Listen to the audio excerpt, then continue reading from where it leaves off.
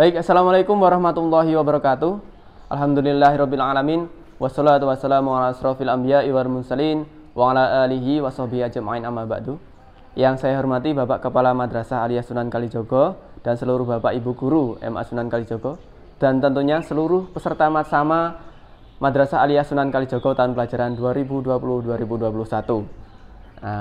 Alhamdulillah kita masih bertemu pada ini waktunya siang hari ini ya, untuk menyampaikan materi yakni tentang tata tertib. Sebelum ke inti materi, izinkan saya perkenalan terlebih dahulu. Nama saya Bapak Heru Susanto. Di sini saya mengampu bimbingan konseling atau biasa disebut guru BP lah anak-anak menyebutnya. Ya, perkenalannya cukup singkat saja ya, karena kita terbatas oleh waktu. Nanti dilanjut waktu kita ketemu langsung di MA Sunan Kalijogo. Materi kita hari ini adalah tentang tata tertib Madrasah Aliyah Sunan Kalijogo. Sebelum masuk ke poin-poinnya, kita perlu memahami apa itu tata tertib, kenapa kok ada tata tertib.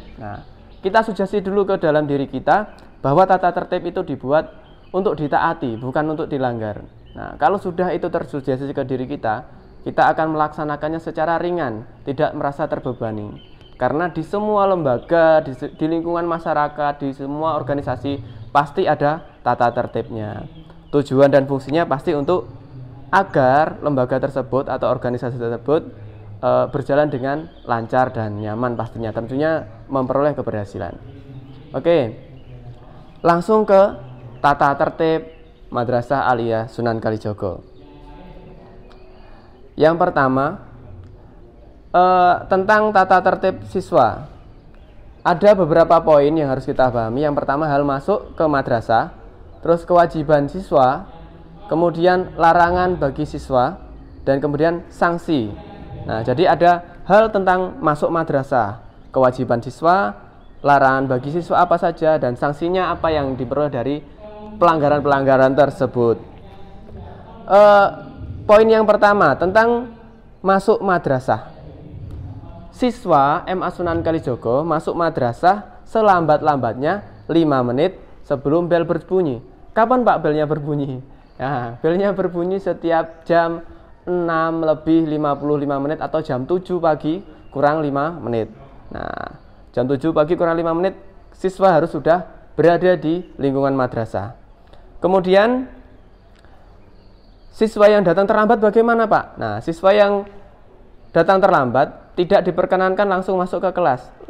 Harus atau wajib memperoleh izin dari guru piket. Silahkan menemui guru piket yang ada. Karena di sini ada 2 gedung, gedung pertama dan gedung 2. Jadi guru piketnya juga ada 2 nanti. Silahkan nanti langsung menemui guru piket, minta surat izin, langsung bisa menuju kelasnya masing-masing. Yang selanjutnya, siswa yang telah diperingatkan sering. Misal, ini siswa sekian hari, setiap hari itu terlambat. Sering terlambat, diingatkan pun tetap terlambat. Bagaimana Pak? Nanti akan dapat teguran dari madrasah, orang tuanya akan dipanggil. Kita cari solusinya bersama, yaitu perihal tentang masuk madrasah. Terus kewajiban siswa, poin yang kedua, kewajiban siswa. Apa yang harus siswa lakukan di lingkungan madrasah? Tentunya satu, wajibnya itu belajar. Dalam proses pembelajaran, apa yang harus dilakukan siswa? Yang pertama adalah sikapnya, sikap santunnya. Apalagi kebanyakan di sini hampir 85% adalah santri pondok pesantren besar, baik Islahiyah, Ploso, dan lain-lain. Itu termasuk pondok-pondok besar yang tentunya para santrinya tahu adab istiadab, sopan santun. Terus rapi, pakaiannya harus rapi, dimasukkan pakai peci bagi yang laki-laki, pakai kerudung bagi yang perempuan. Potongan rambutnya bagaimana, seragam harus sesuai harinya. Kalau hari Senin pakai pakai abu-abu putih, Rabu Kamis pakai seragam khas Madrasah Aliyah, terus Jumat Sabtu pakai seragam pramuka. Selanjutnya, menjaga kebersihan dan ketertiban madrasah. Siswa di sini wajib untuk sadar diri akan kebersihan lingkungannya masing-masing. Minimal contoh yang paling minim adalah buang sampah pada tempatnya. Masa sekalian sudah seusia ini, kalian kan bukan anak PAUD lagi, bukan anak TK, bukan anak SD, SMP yang harus disentil dulu kupingnya, baru melaksanakan tugas, karena kalian sekarang sudah remaja tahap akhir ya. Kalian harus sadar akan kewajiban kalian apa, yang baik itu apa, yang buruk itu apa, kalian kan sudah paham ya. Jadi tidak perlu seperti anak TK lagi. Terus ketertiban madrasah. Ketertiban madrasah. Ya, termasuk dalam tadi bagaimana kalian masuk ke kelasnya, adabnya, salam. Terutama kalau masuk ke kelas, ke kantor guru, wajib pakaian rapi dan salam. Jangan lupa itu, ucapkan salam. Terus, yang selanjutnya menjaga nama baik madrasah.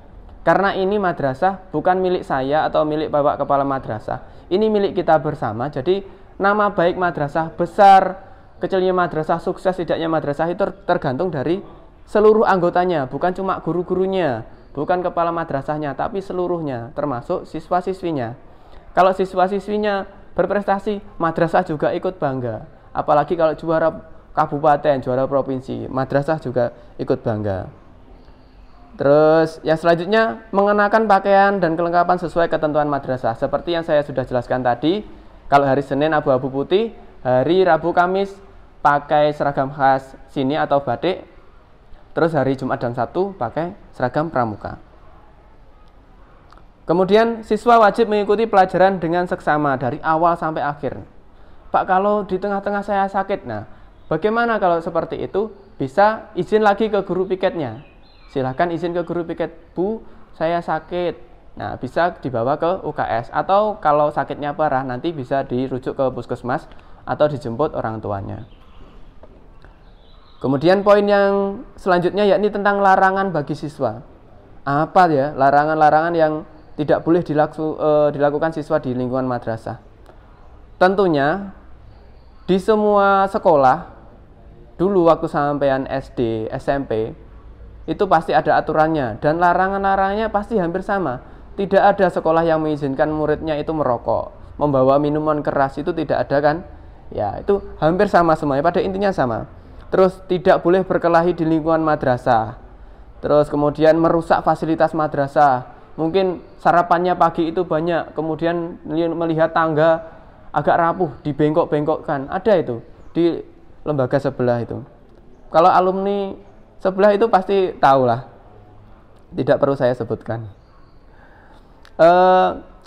Berbicara kotor dan mengumpat, apalagi itu ditujukan kepada bapak ibu gurunya, itu sangat-sangat tidak boleh, dan poinnya nanti sangat banyak sekali. Tidak boleh ya. Apalagi kalian adalah santri-santri pondok yang sopan santun, guys. Saya percaya kalian adalah santri-santri yang the best nantinya. Mudah-mudahan semuanya sukses ya nanti. Amin. Kemudian membawa barang-barang yang tidak ada hubungannya dengan mapel atau kegiatan belajar mengajar. Contoh, membawa kartu remi, membawa sajam dan lain-lain. Itu yang tidak berhubungan dengan mata pelajaran sama sekali atau kegiatan belajar mengajar, itu tidak usah dibawa. Nanti kalau ada razia sewaktu-waktu dari tim tertib, itu akan jadi masalah juga untuk kalian. Kemudian membaca atau mengedarkan gambar, sketsa atau video yang tidak senonoh atau video porno ya. Naudzubillah, jangan sampai seperti itu. Dan masih banyak lagi. Yang terpenting adalah karena kita juga bekerja sama dengan pihak pondok. Setiap di madrasah di sini, siswa tidak boleh membawa handphone atau alat-alat elektronik tanpa seizin madrasah atau tanpa ada kegiatan khusus yang menggunakan alat-alat tersebut ya. Untuk peraturan yang lainnya hampir sama dengan sekolah-sekolah yang lainnya ya. Terus bullying itu juga tidak boleh. Terus mengambil sesuatu yang bukan miliknya itu merupakan pelanggaran yang tidak bisa dimaafkan.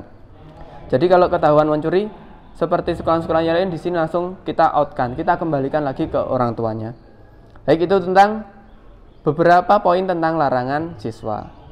Selanjutnya, sanksi. Sanksi bagi siswa di sini. Karena di sini menerapkan sistem denda poin. Jadi setiap pelanggaran siswa nanti akan ada poinnya. Poin itu juga ada dua jenis. Yang satu poin negatif, yang satu poin positif. Poin negatif diperoleh dari pelanggaran-pelanggaran yang dilakukan oleh siswa. Contoh, Contoh terlambat nanti poinnya 3. Setiap kali terlambat akan tambah 3. Belum nanti kegiatan belajar mengantuk tidur, poinnya 2, tambah lagi poin negatifnya. Terus kalau yang poin positif Pak, poin positif itu diperoleh dari ketika kalian memperoleh prestasi di lingkungan kabupaten, tingkat kabupaten atau tingkat provinsi, juara olimpiade lomba lari, tenis meja, bulu tangkis dan lain-lain, itu nanti poinnya bisa masuk ke poin positif dan dicatat di buku ini. Dan itu bisa untuk mengurangi, misal kalau kalian pernah melakukan poin-poin negatif, bisa mengurangi poin negatif kalian. Nah, untuk sanksinya poin 1 sampai 25, jika kalian nabung poinnya 1 sampai 25, itu peringatan awal SP1. Apa kegiatan yang dilakukan? Kalian akan dipanggil oleh guru BP untuk melaksanakan bimbingan konseling, terus panggilan atau peringatan dari wali kelas. Nanti kerjasama dengan wali kelas, itu pasti pelanggaran ringan. Untuk yang tahap selanjutnya, pelanggaran sedang, poin 26 sampai 50.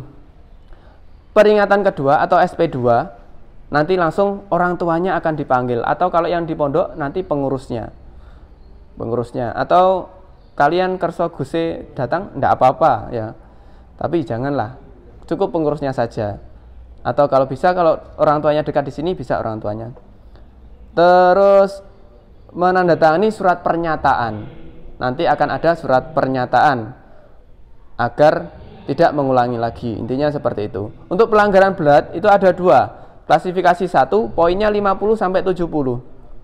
Diskor selama 3 hari nanti. SP3 ini kalian sudah akan diawasi betul-betul oleh madrasah, diawasi dengan ketat agar tidak terjadi lagi, benar-benar terjadi. Terus pelanggaran berat klasifikasi kedua, 70 ke atas sampai 100 poinnya. Diskor selama 1 minggu. Nanti orang tuanya akan dipanggil lagi, dan waktu kesini nanti harus diantarkan oleh orang tua, sehingga bisa langsung koordinasi dengan wakil kesiswaan atau tim tertib MA Sunan Kalijogo.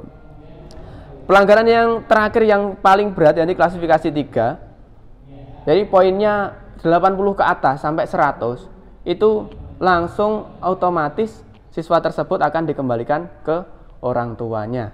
Jadi sekali lagi, kami di sini hanya sebagai moderator penyampaian ilmu kepada sampean. Di sini sukses tidaknya kalian tergantung dari diri sampean sendiri. Ya, jadi monggo kita bersemangat semuanya untuk belajar di sini, memperoleh ilmu yang barokah. Mungkin itu saja untuk penjelasan tata tertib dari madrasah. Oh iya, yang terakhir ya, maaf. Ini nanti akan diberikan ke seluruh siswa. Setiap awal tahun akan dapat buku ajaib ini. Ini namanya buku pembinaan siswa. Nanti setiap siswa akan dapat ini, isinya adalah identitas siswa.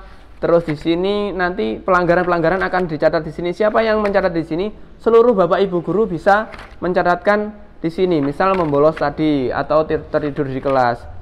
Dan ada poin-poinnya, nanti lengkapnya kalian peraturan madrasah bisa baca di sini. Terus juga ini dibawa waktu konsultasi ke guru BP. Kemudian waktu akhir semester biasanya di sini ada form untuk mengetahui kalian tuntas di materi-materinya per mapel atau enggak. Nanti ada tanda tangannya setiap guru mapel di sini.